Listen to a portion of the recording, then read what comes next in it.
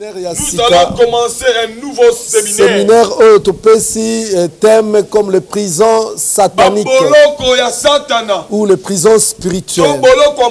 Puisque prison satanique, c'est la prison à bois d'arcité, ce n'est pas comme il y a frêneté, il y a makalate, pas comme c'est de Makala. Ils ont la prison spirituelle. Les prisons, il y a Molimo. Alors, prison spirituelle. Nous voulons parler des prisons spirituelles. Les prisons sataniques. Tout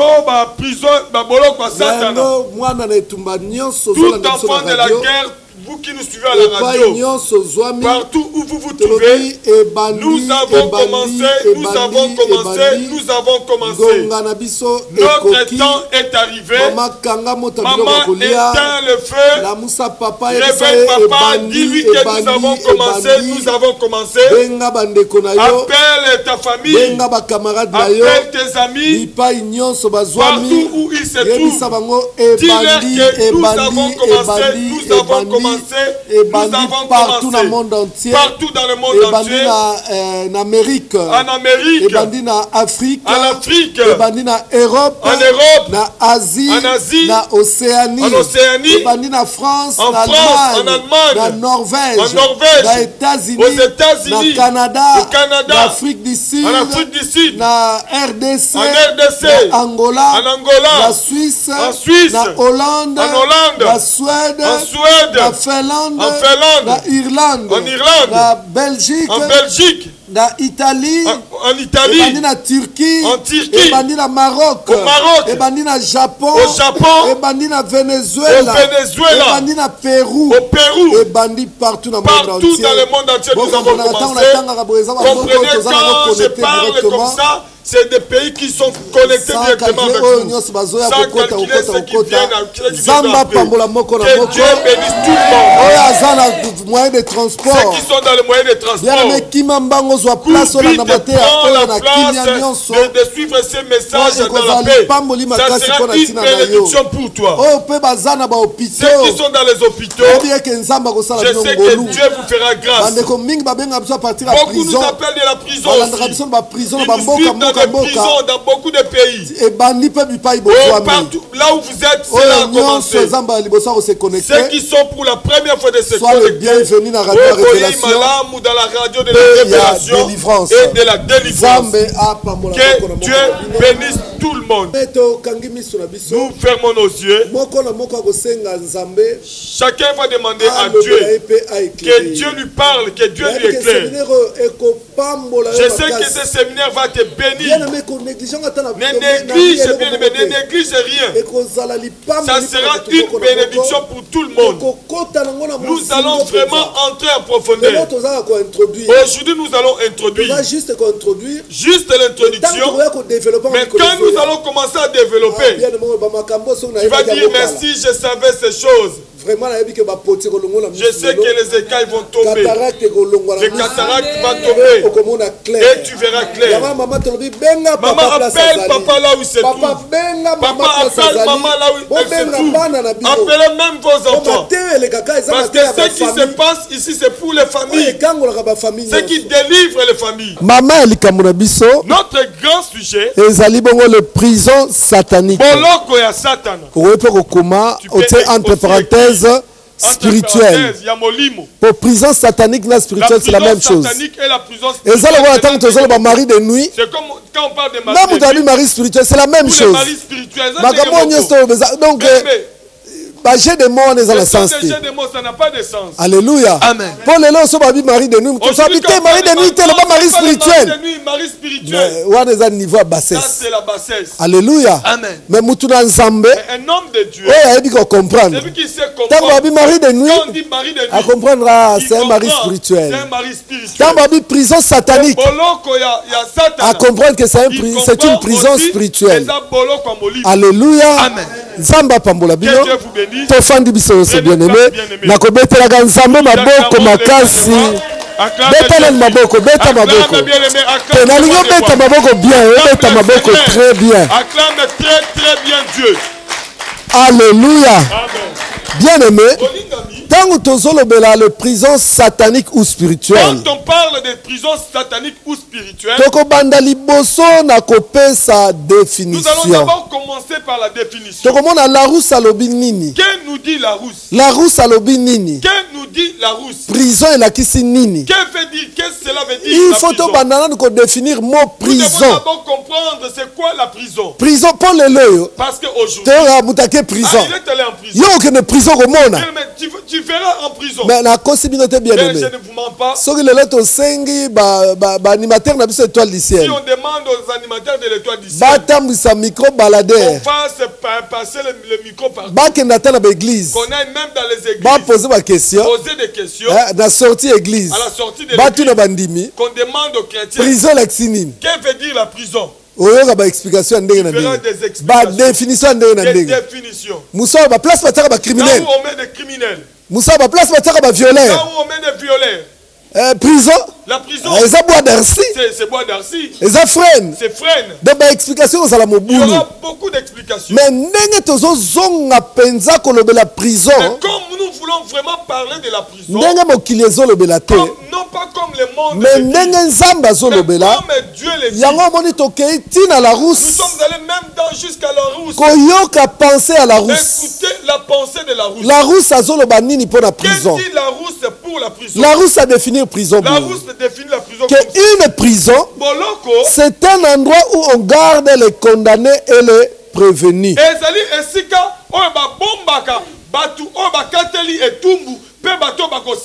Donc la rousse nous montre que prison.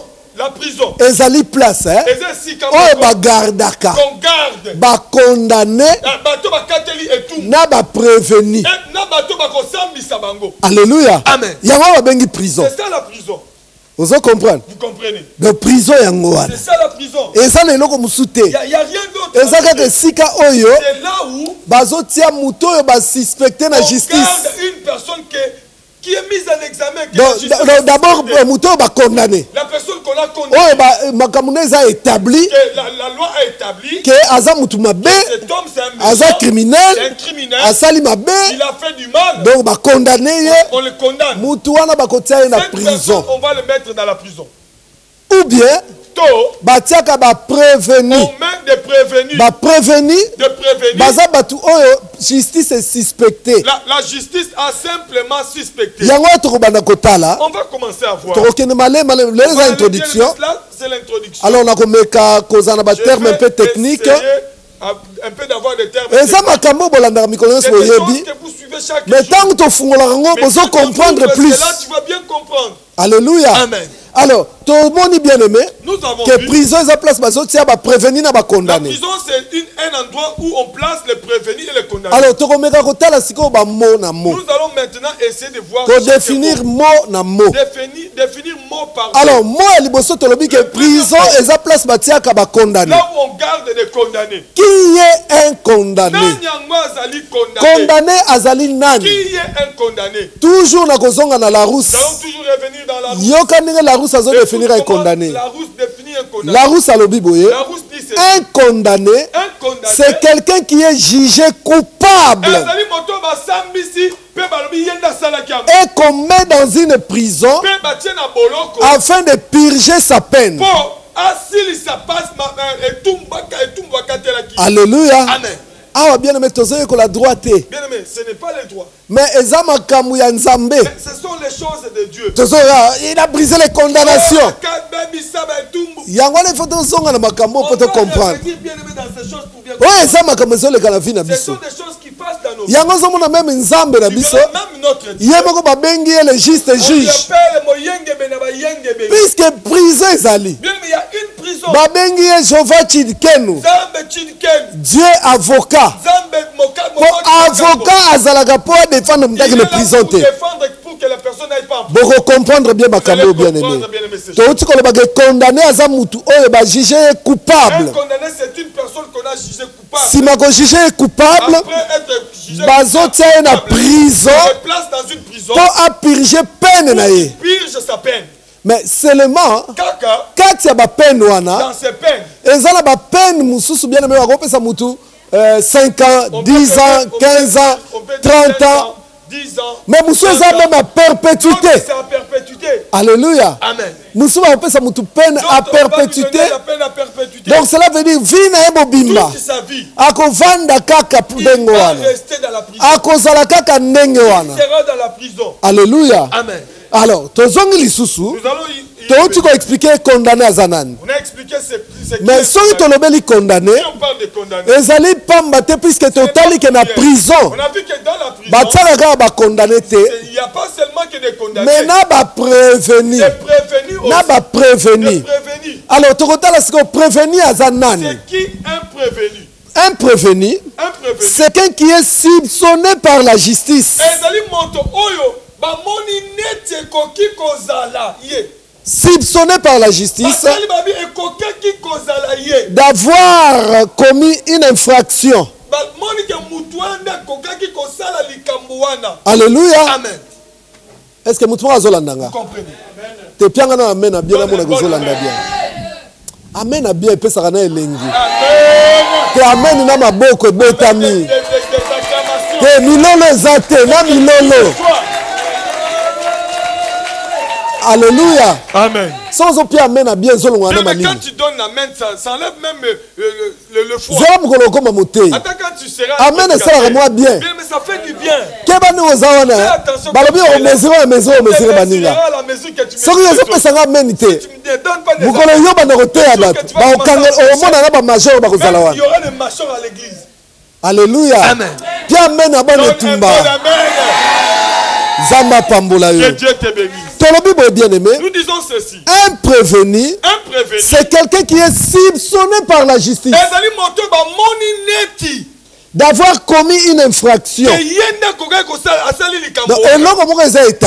n'y a rien qui est établi. Que la personne a commis la faute. Mais rien que des soupçons. Rien qui est des soupçons.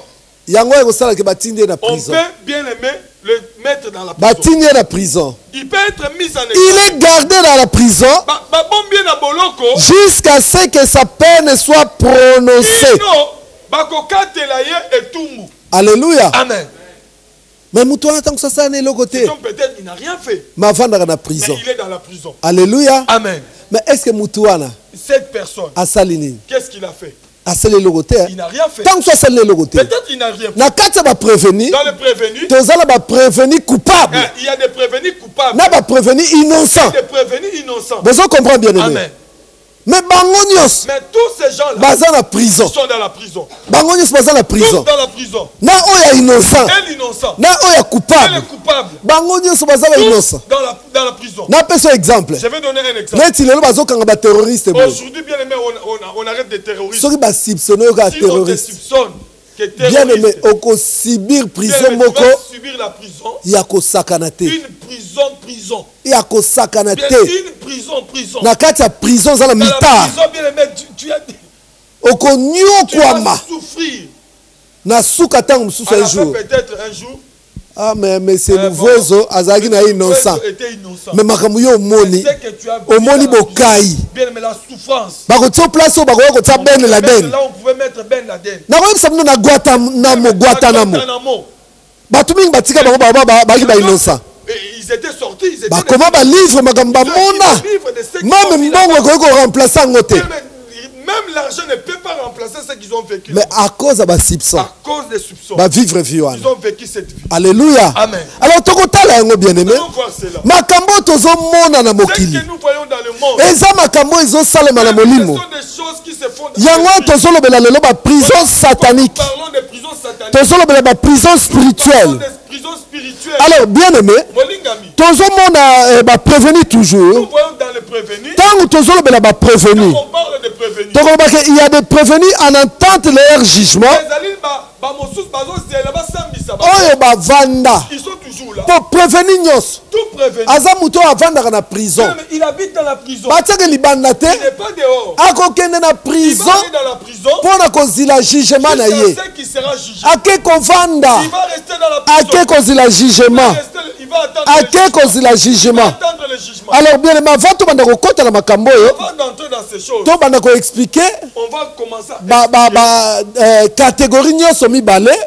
Toutes les catégories. Donc puisque tu as deux catégories à battre. Deux catégories de Quand on parle de prisons sataniques, de prisons spirituelles, donc moi directement concerné, ils ont d'abord condamné, n'a pas prévenu. Alors tu as deux catégories. Catégorie liboso, catégorie à condamné. Catégorie à condamné. Un condamné bien aimé, Azamutu Oyo, Asalaki Mabe, Mabe wana ba memia na tribunal, pe ba kati likamunaye, ba pesi etumbu, ba pesi ba mbula, oya ko vanda la prison, oya ko nyokwama, ba mususu bien aimé, ba ko kanga bango, ba kati bango etumbu, on va trancher sur leur que yé ako sala travaux d'intérêt général. Toi tu feras des travaux d'intérêt général. Omona muto abimaka azongaka anyoko maka salaka boye. Il fait ceci. Puisque basi bakatelier.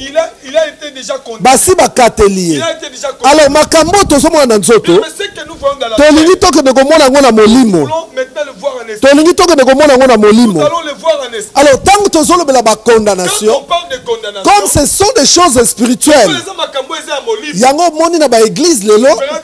Nous parlons de condamnation. Les condamnations. Mais des fois, ils ont détruit la condamnation. Oyebi no sansa makamangote. Moula on dengen sa mabe zambula exode.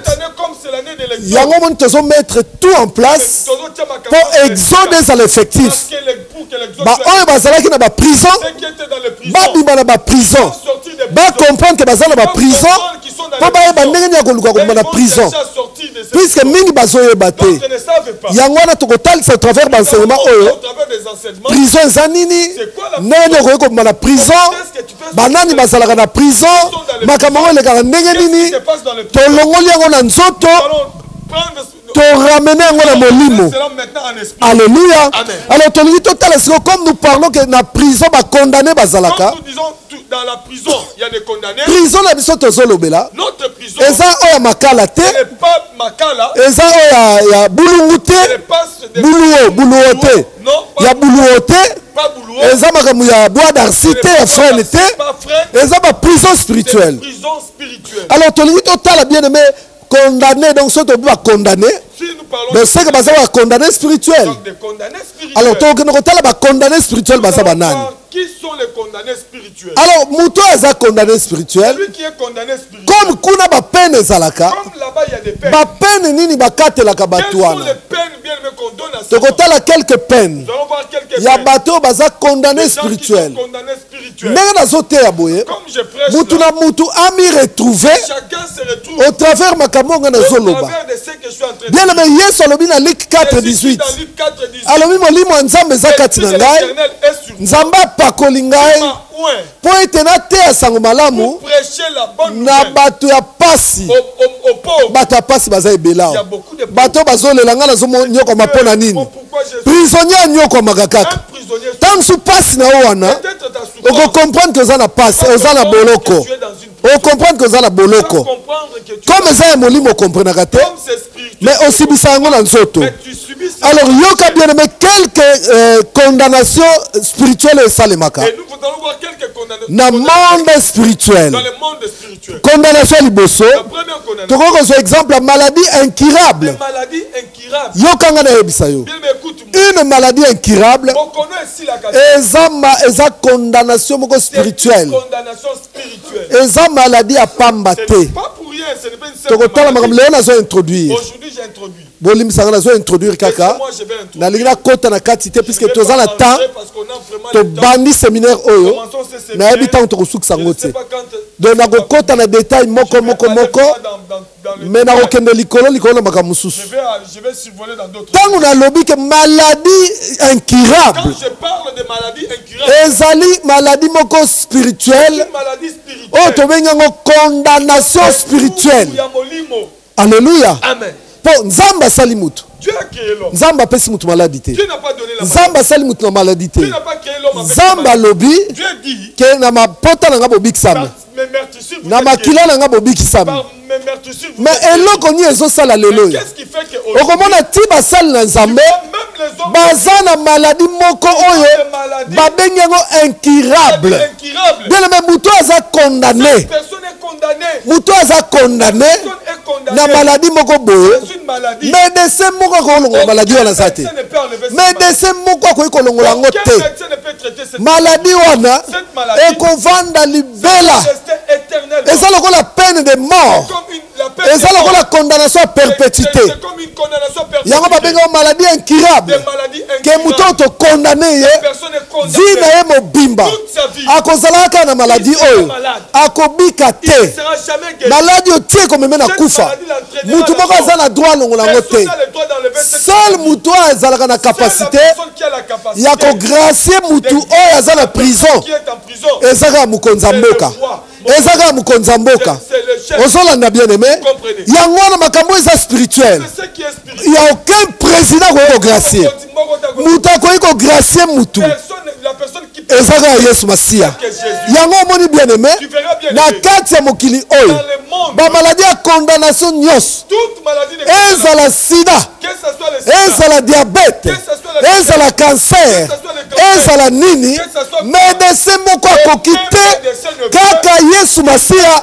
Mutu azala makoki ya kolongola yango. Mutu akoki kolongola yango azate. Yango monaka mutu. Tango aye pa nzambe. Nzambe asali grâce. Mutu wana biki. Même ba médecin bakamwaka. Yo biki ndenge nini. Yo boti ndenge nini. Ça c'est un miracle. Bien aimé, yo nanga tolobaka nini. C'est la grâce de Dieu. Bien aimé, ma président. Balongola condamnation à perpétuité. Par la grâce. On comprend que ma grâce là c'est outil. La grâce appartient à Dieu. La grâce spirituelle appartient à Dieu, bien aimé. Il n'y a aucun homme sur cette terre. Oh, vous voyez que ça la grâce. Net maladie à condamnation. Net le sida balobi ezana kisite. Le sida n'a pas de médicaments. Diabète balobi abika kana ngote. On ne guérit jamais.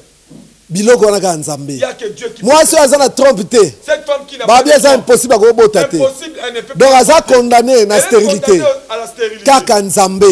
Moi seul azanga trompe. Cette femme qui n'a pas. Dans une église. To beli mawa na nzambe. To sengi mawa na nzambe. Nzambe yoka mawa. Nzambe yoka mawa. Nzamba signé grâce. Lobi mama na bwa kisoyi. Abandi ko témoigner. Nzamba za malamu. Dieu est bon. Nzamba biki singai. Bien aimé quand Nzamba sala makambo. Est-ce que mutu azolandanga? Mutu azolandanga bien. Nzambo yango place batu basuki. Mais là où les hommes se limitent. Place ya salaka. Mutu aye l'église. La personne qui vient à l'église. Tango aye l'église. Quand la personne vient à l'église. Atali si problème n'est pas pasteur. Babandi ko lele pa nzambe. Pasteur babandi ko lele pa nzambe. Eza image ya nini? Ya makambo ezo sala ma l'église. Yo ye l'église. On se confie na pasteur. Pasteur le avocat. Le col Moïse. Nous allons côté ma liboso na nzambe. On a collé la mawa na nzambe li ko na peuple. Pasteur paye. Azo nego PC dossier. Ako ne pas nzambe. Abandi collé la grâce ya nzambe. Likolo na yo. Nzambe. Azamwana na yo. Yo kela e mawa. Kanisa ekulusu. Ezalo ko na to mona na mokili. Avocat komaka ba lettre. Azo senga mawa. Mawa ya président, mawa ya roi, yoka mawa, aux père de la nation, yoka mawa. Le ma président est tout isami. Abena limbisaye. Ndenge pe wasala nzambe. Yako bien aimé, ya solo. Na boité. Basala nzamba lokuta bazali. Mais abalamu bazali bien aimé. Yako moni même nzambe mo alobi. Soki ba confier na basali na ye. Boko réussir. Vous allez réussir. Pour mosali na nzambe. Un homme de Dieu. Azalo ko l'avocat. C'est comme un avocat. Tango na kala. Na sacerdoce ya kala. Dans le sacerdoce Aaron. Azalaki kolata toge. Il portait la toge. Oyo ezalaki na elembo ya 12 tribus amemaki na mapeka na ye. Il portait les 12 tribus sur ses épaules. Pe tango peuple azalaki condamné. Tango peuple asalaki mabe. Tango peuple akotaki na pasi. Aaron azalaki kolata elamba oyo. Azalaki kokota na lieu très saint. Dans le saint des saints. Bien aimé azalaki kokende koprésenter 12 tribus oyo. Kolela mawa na nzambe. Nzambe yoka peuple oyo mawa. Nzambe yoka peuple oyo mawa. Pe nzambe azalaki kotalisa grâce na ye. Yango wana tanda nzambe voilà. Et ça là qui t'a nicolé à peuple té. Et ça image tozo vivre lelo. Mais malheureusement lelo, toza na ba pasteur kuluna, bato ba mitia bango moko, nzamba ebi bangote. Nzamba ebi bangote. Mais makambo to ko vivre. Même la nature, ce sont des choses bibliques. Ce sont des choses bibliques. Bien aimé, quand on parle des choses spirituelles, même si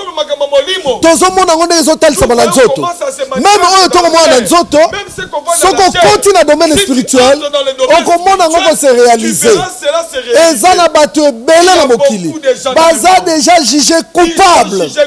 Kati na mokili oyo, bien aimé, ba jugé bango, pe ba condamné bango. Yango zo mona batuana, vie na bango passe na passe. Mingi baza condamné, musu na pauvreté.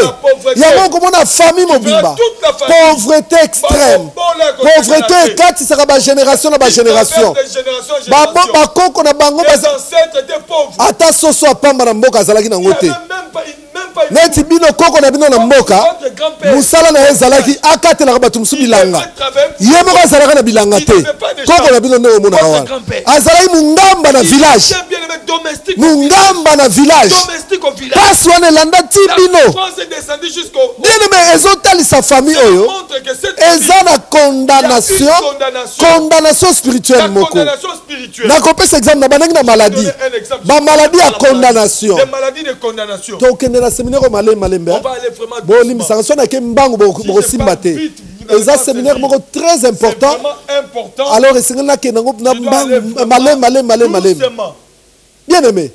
La maladie à condamnation. Dans le exemple, dans le texte, le comme nous avons introduit, dans l'église, il texte. Je ne vais pas avoir beaucoup de textes. Yokangai. Écoute. Tout le monde est là, Géazi. Un homme comme Géazi. Géazi a quelque chose de il est allé toucher aux interdits. Géazi qu'est-ce qu'on lui a dit? Lèpre la lèpre s'attache pour toujours. Mais va condamner la maladie à perpétuité. Est-ce que vous comprenez? Vous comprenez? Donc c'était une personne qui était dans une prison déjà. Prison ya maladie. La prison de la maladie. Il y a beaucoup de gens. Ataba keminganga ba spécialiste en nengeni. Bakoki kobika te. Bakoki kobika te. Bato kobika na bango. Eza kaka baluka nzambe. Oyo akoki kotalisa grâce na ye. Oyo grâce na eza likolo na ba président. Grâce na eza likolo na ba roi. Kaka yesu atalisi grâce. Muto ne abimi na prison wana. Est-ce que vous comprenez? Vous comprenez? Ba maladie à condamnation. Des maladies de condamnation. N'appelle exemple. Je vais donner un exemple. Sida. Le sida. Les bandoki va profiter pour côté la sida. Les sorciers en ont profité, ils entrent dans le sida. Mais sida n'est pas bela ngwe bandé. Au début quand on a connu le sida. Et maladie ba jongo. C'était pour les prostituées. Maladie ba kapuba. Des prostituées. OK, bo pas baniki yango. OK, bo pas baniki yango. Soko zwa ngo peine de mort. Si tu attrapes le sida, tu dois mourir. Qui se soit manante. Il n'y a pas de médicaments. Mais la malade, qui soit lelo. Tu peux commencer à prendre de ce que. Mais il y a un vendre tu sais que tu vas mourir. Tu as cela. Alléluia. Amen. Bien aimé. Et ça biloko tozo mona na nzoto. Ce sont des choses spirituelles. Nous disons ceci. Na prison. Dans la prison. Et ça la kanabatu catégorie mi balé. Deux catégories de personnes. Na robaksa même misatu mesima. Je peux même rajouter trois après. Il y a des surveillants qui sont dans la prison. Tu verras la personne qui est malade. On lui a condamné dans la maladie. Même si il commence à un peu être guéri, il rechite. Geôlier sont dans la prison. Qu'est-ce qu'il va faire?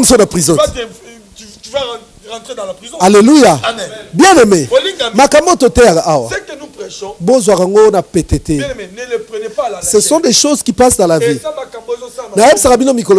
l'ai dit chaque jour. C'est la vie courante. Ma prédication, c'est la vie courante. Jérusalem. Il y a 5000 km². Ça ne te concerne pas. Arrive à la tombe du Seigneur. Mais qu'est-ce que ça vient faire dans ta vie? Jésus n'est plus dans la tombe. Il est sorti de la tombe.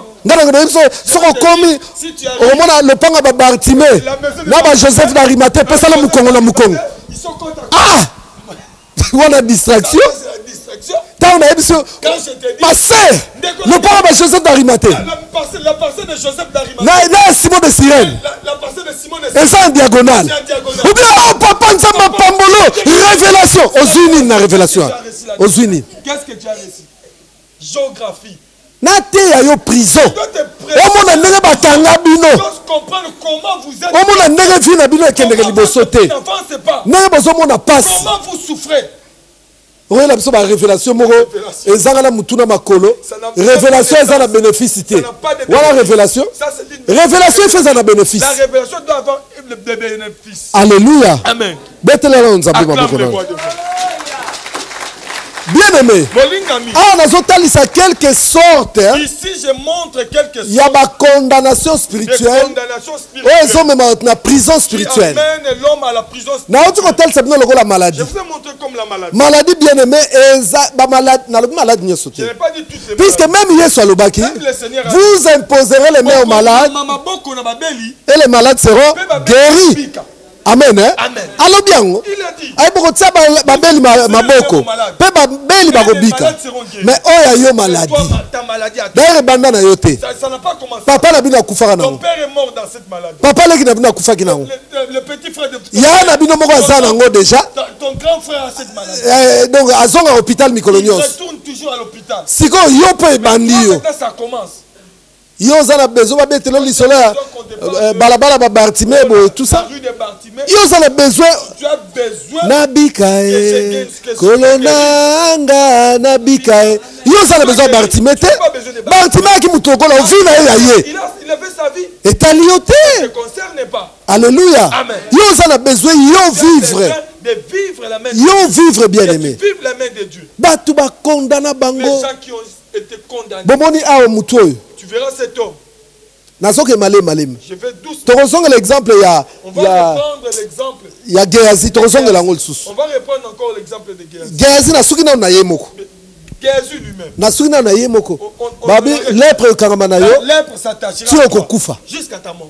Donc Gehazi akwai ko sala nyonso. Pouvait tout faire. Vi na yemo bimba. Toute sa vie. Azalaki déjà condamné na maladie wana.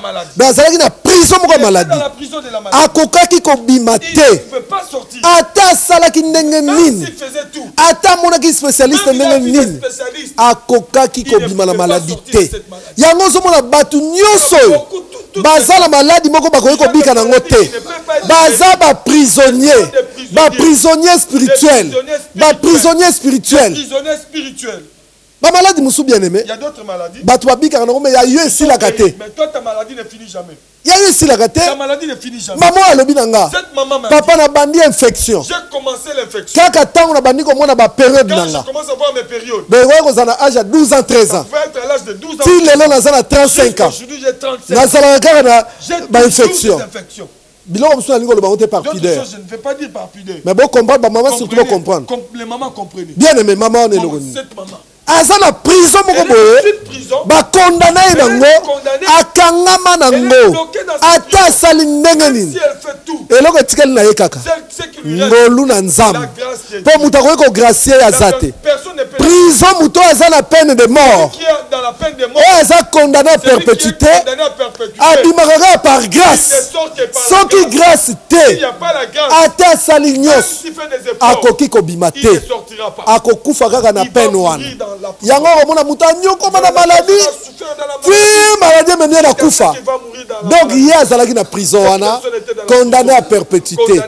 Est-ce que moto moko acomprendre nga betela na nzambe maboko nazobetisa bino maboko mpo nayebi ke bamate ya boye baamen elobaka pamba te mpo eza makambo ekotaka motu mpenza ezotuta motu ezosala motu azoba abo ndenge ozala oza condamné.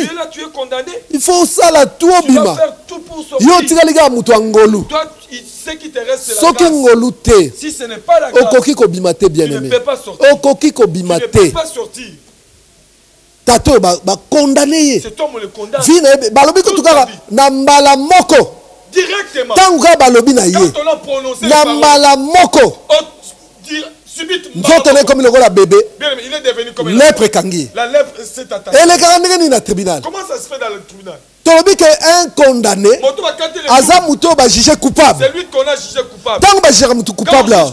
Na tribunal. Au tribunal. Même oyaki libre. Même si tu étais libre. Mandat de dépôt dans l'immédiat. Dans l'immédiat. Ba kangi on mbala moko. Kraka mbala moko. Yo ano koti. Tu entres. Au moins nenge gaze salaki. Comment ça se fait? Mbala moko mandat de dépôt. Mandat de dépôt. Quand on a prison va lépreux. Entre dans la prison de lépreux. Mbala moko a commis lépreux. Il est devenu lépreux. Donc a commis prisonnier. Il est devenu prisonnier. Bien aimé en la justice. Ici en justice. Muta comme un prisonnier. La personne devient prisonnier. Na moment va prononcer la peine. On prononce la peine. Dans la côté prison té. Car dans le tribunal à ça comme prisonnier. Il est prisonnier. Pour peine n'a déjà prononcé. La peine est prononcée. Alléluia. Amen. Bien aimé yango na sengeli to keba. Bien aimé, nous devons faire attention. Ba matea oyo. De telles prédications. Eza matea eza ko fungola mutu misu. Yo zo ba prédication nga bien enseignement. L'enseignement. O eza enseignement. C'est un enseignement. Et fungola mutu misu. Ça doit nous mutu à comprendre. L'homme doit comprendre. Mutu à comprendre. L'homme doit comprendre. Ba koki ko condamner mutu. On peut condamner une personne. Ba koki ko condamner mutu na pauvreté ndenge na lobaki. Condamner une personne à la pauvreté. Mutu na pauvreté au sanganate. La pauvreté. Avant que na pauvreté, na pesa deuxième exemple la maladie. Un deuxième exemple. Myriam. Ba jugé qui est coupable. Elle a été jugée coupable. Oh, jugé Myriam coupable. Qui l'avait jugée coupable? Nzambe yemoko. Dieu lui-même. Alléluia. Amen. Poni Myriam atomboke Moïse. Elle s'est fâchée contre Moïse. Tonga tonga. Elle est allée dire des Keba prison Nzambe yemoko pesa la ga. Yom to tonga batu keba. Batu muso tongi Nzambe yemoko condamné yo. Keba. Myriam a tongi kaka boye. Myriam a mal parlé. Tangu Nzamba tomboki. Quand Dieu s'est fâché. Balobi mbala moko. Exactement. Myriam a continué la prison. Elle est entrée dans la prison. Prison à lèpre. La prison de la lèpre. Mbala moko bien aimé. Et comment sous Moïse, hein? Bien aimé Moïse. Ah, le sous grâce et ensemble. Prison babimanga na grâce. On ne sort que par. Babimanga na grâce. On ne sort de la prison. Prison ya mokilio yo. La prison de ce monde. Qui ne corrompre. Va corrompre. Pas monde déjà corrompu. Parce que le monde est. Mais prison spirituelle. Prison spirituelle. Et ça prison au Satan. Prison où les. Azokanga mutu. Satan la boyiko yokela mutu mawate. Satan naza sans pitié. Et c'est mon écoute que yo faillir. Yo sala erreur. Pour attendre on a prison. Mais on y a peine. Et ça la peine de mort. Et ça la peine de mort. Yangona keba. On sala erreur. On peut na maboka Satana. Pour peine à kopesa yo. Et que ça la peine ya libela. Et que ça la peine ya libela. Ça sera la peine de mort. Prison soit zo kangabatu. D'autres prisons. Et ça prison à pauvreté. C'est la prison de la pauvreté. Ndenge na talisaki tout à l'heure. On remonte la famille oyo. Tu verras cette famille. Génération na génération. Génération na génération. Famille bobola na bobola. Ils sont toujours pauvres. Oya kosala effort. Celui qui fera un effort. Abima na pauvreté. Kufa muteko kangaye. Muto ya kokufa bien aimé. Personne va mourir. Elingi koloba nini? Bakangi na prison à pauvreté. Dans la prison de la pauvreté. Moula mobi, vie na mobimba. Tango yo lingo bima la prison. Donc c'est que lingo s'évader. Mais prisonniers sont akimi. Bien aimé awa la potoa. Bon réaliser neti. Bakanga Koulibaly. Koulibaly akimi la prison. Bako pesa ordre. Balobi bonzo est mort ou vif. Yango mona bato bakima ba prison spirituelle. Ba beta ka bango masasi mbala moko. O mona muto yo ba condamna bango famille ba ko na mbongo te. Tu ne peux pas avoir de l'argent. Ba kufa na bobola. Ils doivent mourir pauvres. Mateo na okena no malem na zo intro na pesa na persi. Ba makambo na kolingana zongela ngo penza bien. Atata na kozonga na radio, landa ka radio bien aimé. Tala, soko zonga na radio te ekosunga yo te. www.etoilediciel.org. Bien aimé, landa ka ngoler nyos. Neti ba lundi, ba mercredi, ba vendredi, tozalaka wate. Landa ka radio. Pose à la déconnecter te. Mateo posi mango bien. Il faut landa ngona mobimba na mobimba bien aimé. Neti lobi vendredi. Malgré veille za na butu. Mais à 18h30 19h. Naza la bibliothèque to continuer makambo. Et ça makambo belé la ko banyo so boyete. Beaucoup de choses que je ne peux pas dire. Donc prison bakanga na bobola ezo sunga yote. Na kuna internet ezala raté. Na ordinateur passe. Pas d'ordinateur. Na gare du Nord ba te ordinateur. Ordinateur 75 €. 75 € somme dit PC. Okero luka na cash converter. Moniteur ya 15 €. Donc na 90 € ça la complet. Hein? Aujourd'hui, papa moyen na yo kate ordinateur exact. Bon, en tout cas prison yo. Quelle prison? Nzambe salaba na grâce babima na prison yo nzambe. Fais grâce à tes enfants. Badinga bakoma na wata na téléphone. Dans le téléphone. Attends le téléphone ko la de toi l'ICLT. Sur le téléphone. Ozolo bango na fier. Hein, tu le dis avec fierté. Papa nga na sana ordinateur Je n'ai pas d'ordinateur. Nazo comprendre yo. Je comprends. Po bago linga te yo oyeba makambo yo po bima na prison. Ya ba kangi na matoyi na yo. Ils vont même bloquer po yo oluka ndenge obima te. Po mate zo bimisa batu na prison. Ces enseignements fait sortir. But to objectif ya mate oyo. Le but ou l'objectif. Que batu bazwa révélation, bazwa connaissance, oyo komema bango na délivrance, ba bima na ba prison bakanga bango. Ba bima na ba prison. Ils doivent sortir des prisons. Leo nazoke likolo likolo. Aujourd'hui je vais sur. Lobi na kozonga na mozindo. Petro kokoba ndengwa lendi lisuna kozonga na mozindo. Bien aimé boko comprendre boko pambola. Alléluia. Amen. Bien aimé. Batu bakangami. Beaucoup sont bloqués. Prison ya pauvreté. Prison de la pauvreté. Okomona génération mobimba. Toute la génération. Koko na bango zalaka pauvre. Leurs ancêtres des pauvres. Nazo finga mutena ba mamasolo. Kisi na potation et kisi na pota. J'ai dit la vérité. Talaka lupango na bino. Regardez votre parcelle. Na balaba lupango mabetika la ya binoti. C'est votre parcelle. Ni ese beta boy. Les gens ont même peur de passer à côté. Ah! Lupango na mnyoko mo yoksa soni. Na ba voisin bazo bonde batekaka lupango ngoko. Batekaka lupango ngoko. Ils vendent cela. Koko na bino zalaka wana. Tata na bino mo avandaka wana. Bana na bino pe waza. 3 générations la même lupango. Eh! Bienté. Ce n'est pas bon. Alléluia. Amen. Bien aimé, vous êtes dans la prison. Vous êtes dans la prison. Vous êtes dans la prison. Vous êtes dans la prison. Prison et la pauvreté. La prison de la pauvreté. C'est un exemple de la prison et la pauvreté. Je vais donner encore une autre. Nous allons y revenir. Exemple de la prison et la pauvreté. Un exemple encore. Le corps de Moukanda Jérémie. Dans le livre de Jérémie. Barekabit. Les Récabites. Barekabit, bien aimé. Bazalaki ba prisonnier. Ils étaient des prisonniers. Balobi na bango nini. On leur a dit c'est. Kendenge boza awa. Mutu mo akosomba lupangu te. Personne ne peut acheter la parcelle. Mutu akosomba lupangu te. Mutu akoza na société te. Il n'y a pas de société. Oya komeka. Celui qui va essayer. Il va mourir. On m'a prison. Vous voyez la prison. Si tu essaies de sortir, kenga ifona bima na moi makambo. je vais sortir de ces choses. Ba jolie bakangi ba bomi. Okufa ndenge nini. Comment est-ce que tu vas Donc c'est bato ba kengela makambo wana. Il y a des gens qui surveillent ça. Bango ba ko boma yo. Ils vont te tuer. Po yo okimate. Tu ne peux pas fuir. Okimate. Tu ne peux pas sortir de la prison. Ba gardien à prison. Les gardiens de la prison. Baza ba policier te. Ce ne sont pas des policiers. Baza ba gendarme te. Ce ne sont pas des gendarmes. Baza ba civil. Ce sont des civils. Mais baza na minduki. Mais ils ont des armes. Bazo kengela. Ko saka na ete. Ne blague pas. Alléluia. Amen. Pauvreté bien aimé. La pauvreté. Mingeza prison. Beaucoup c'est la prison. Yango komona mutu. Tu verras une personne. Akosa l'effort na vie. Il va faire un effort dans sa vie. Ngai fona nginda ifona. Ah non, je vais réussir. Effort wana kosala. L'effort qu'il va faire. Ako atteindre pe bit na ye. Il va atteindre son but. Tangu kaka abandi ko nginda. Il va commencer à essayer de a savourer kutute. Il n'a même pas encore savouré. A sepeli nango na nute. Il n'a même pas encore savouré. Kufaka yemba la mort. La mort vient. Ah, akufika ne bande la vie boy bande. En tout cas, pitié. Bango baza la condamnation. Mutu mo ko sepela la vie na bango te. Ne peut savourer la vie. Tala même bato belé. Regardez beaucoup de gens. Famille na ngo babala kate. Les gens ne se marient pas. Ya bali. Lui il se marie. Ko bala kaka bali pas. Quand il se marie. Kufela ndi. La mort vient. Po bango baza condamné. Donc, cela veut dire, définition, comme on a donné la définition, que prisonnier va juger d'abord. Le prisonnier, c'est une personne qu'on a jugée. Quand on va juger, on va trouver coupable. On le trouve coupable. Donc, Moutoyo, cette personne va trouver coupable. Il a été trouvé coupable. Quelque part. Tant que on va na coupable na logote. Na kokoma na kana yo. Je vais y arriver. Na kokoma na kana yo. Je vais y arriver. Makamboleke bele na rolo bangolo mogote. Je ne peux pas dire à une journée. Makamboleke bele bien aimé. Yo nengo zawana. Comme tu es là. Ozala coupable ye barate. Tu es coupable, tu ne sais pas. Je vais te montrer cela. Stérilité. La stérilité. Bien aimé, ba maladie nyonso. Pour stérilité, est considéré comme maladie. C'est considéré comme une maladie. On va condamner Moutou. On condamne la personne. Zamba lobia sali Moutou pour bota. L'homme doit enfanter. À se reproduire. Il doit se reproduire. À bota volonté. Il doit faire ce qu'il veut. À bota même. Avoir même. Net biso 26. 26. Non, bota volonté. Makasi na yo kaka. C'est ta force. Alléluia. Amen. Ba Mitterrand président. Ba bota bango 8. Ils sont 8. Yo kaka na moko to mibale.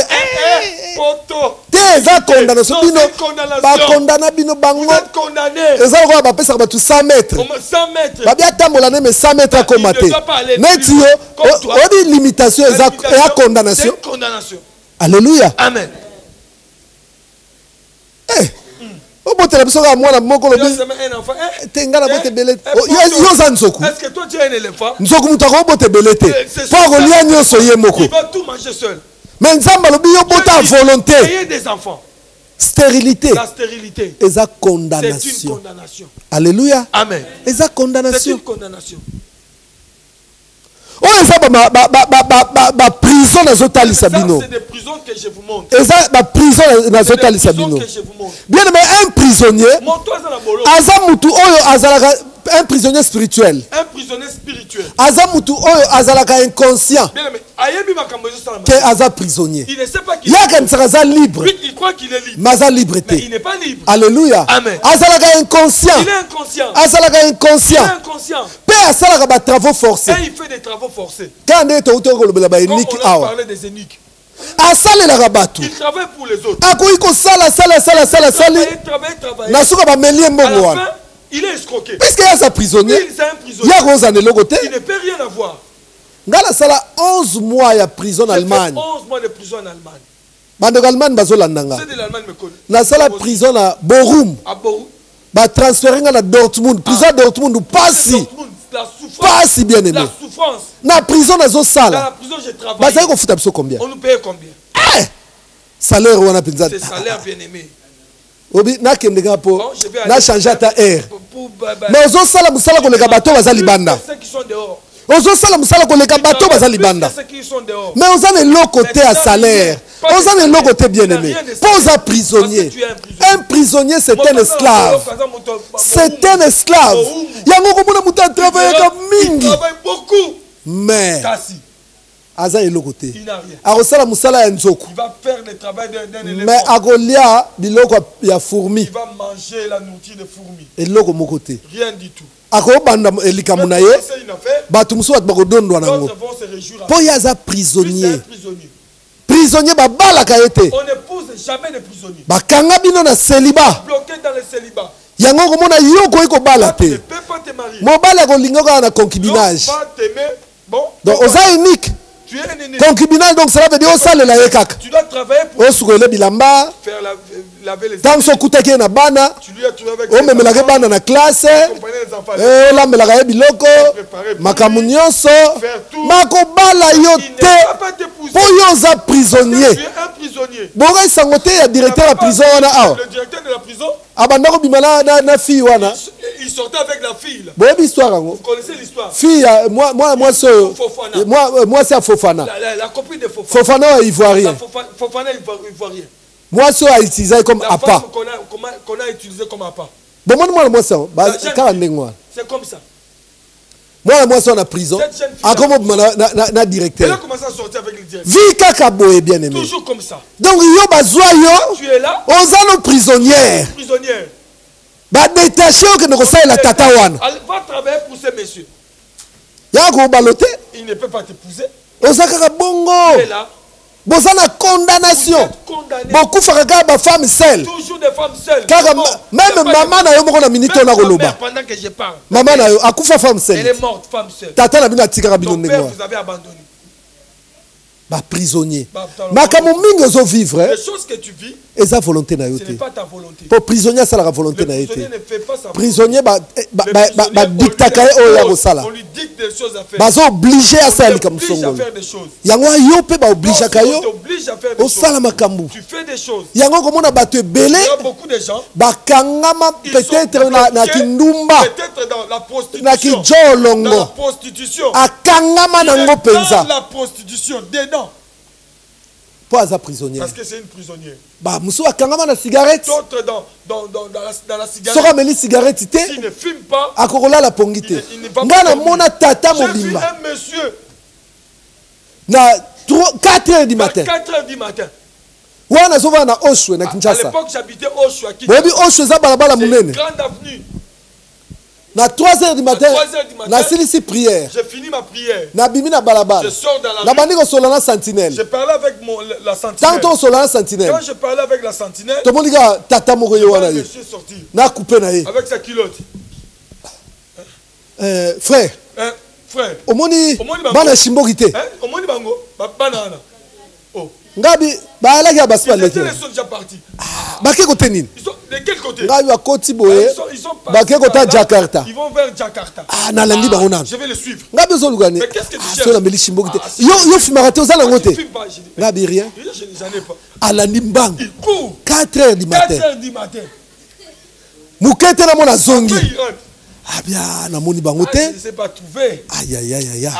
Léo na osa ndenge ni bande. Qu'est-ce que je vais devenir? Na olala ndenge ni. Comment est-ce que je vais dormir?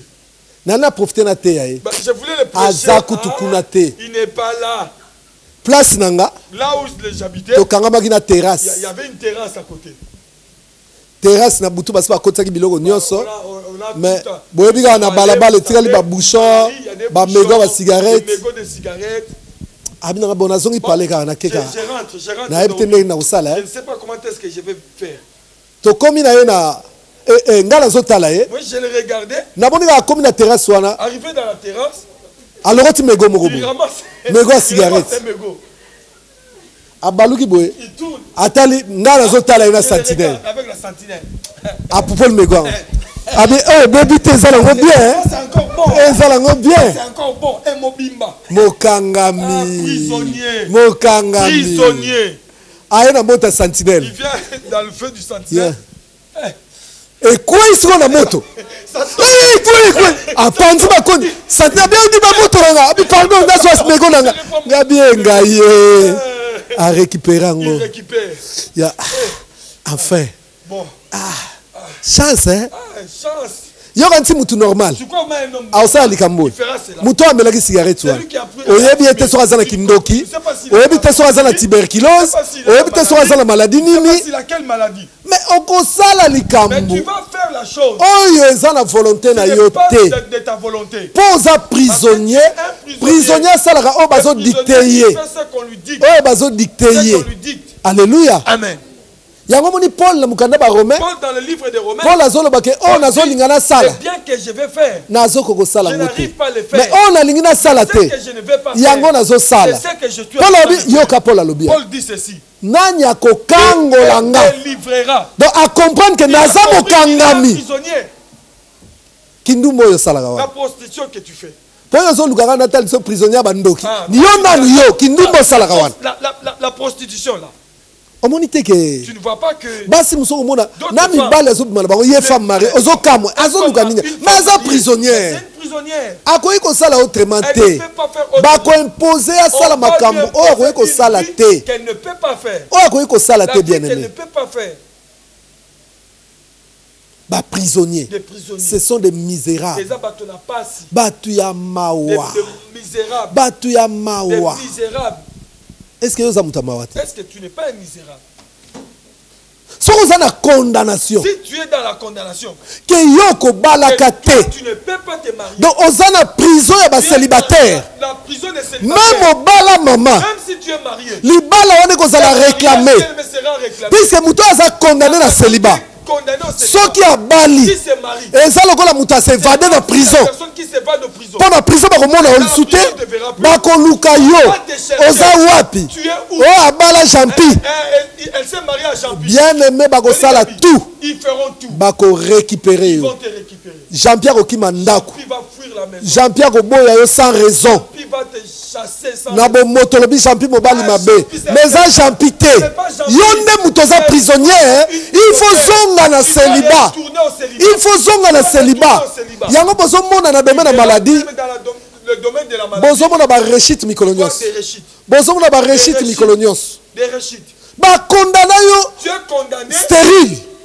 Oza la prison ya ba stérile. Tu es dans la prison de stérile. Ata ozui zem ya ndenge nini. Tu tombes enceinte. Zem ya combien de temps na 9 mois. 9 mois. Yo zem ya no simba mwana te. Tu n'auras puisque yo za prisonnier. Parce que tu es une prisonnière. Prisonnier bien aimé. Le prisonnier. Akoki ko sala loko ba peksa été. Il va faire ce qui est défendu. Akoki ko sala loko ba peksa été.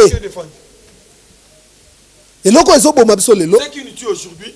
tozoa na bonzambe nous venons dans la vie na komi pesaka ba raison on se donne des raisons na kotala mobali mabe c'est un méchant mwasi mabe c'est une méchante mais tomitalité yango na yebisaka bino mikolo nyonso. Je vous dis chaque jour. Jérémie 33:3. Omiye bananu yo zanani. Qui es-tu? Même dans combat spirituel. Il faut mutoye baba combat na ye po ayeba kolonga yango. Moi si ayebi ke ngana za na prison. Elle est dans la prison. Ya célibat. Du célibat. Akomona mabe ya mobali te. Elle ne verra pas le mal du monsieur. Ah ba limba zong sanga na prison. Il veut me retourner. Ta bani komona Jean-Pierre akomi ko kima ndako. Jean-Pierre fuit la maison. Jean-Pierre akomi mangala mabe. Jean-Pierre commence à mal parler. Akolanda mangala wana te. Il ne verra pas ça. Hier akozonga na prière. Pour baby sa puissance ne se sont réclamés. Azo détruire yango. Azo pas problème ça Jean-Pierre te. Ce n'est pas Jean-Pierre. Ezali ne ye bazo réclamer. Azonga. Est-ce que vous êtes prisonnier? Tu n'es pas une prisonnière. Vie na yo. Ta vie. Est-ce que vous êtes prisonnier? Tu n'es pas un prisonnier. T'as la vie na malam maman. T'as la vie na malam papa. Regarde ta vie papa. Nous parlons de condamner. Peut-être comme elle a prévenu. Nous allons aller aussi vers le prévenu. Tu as grignoté le prévenu. Avoir le goût. Avoir le goût. Comme ça, tu vas encore suivre. Hollanda très bien aimé.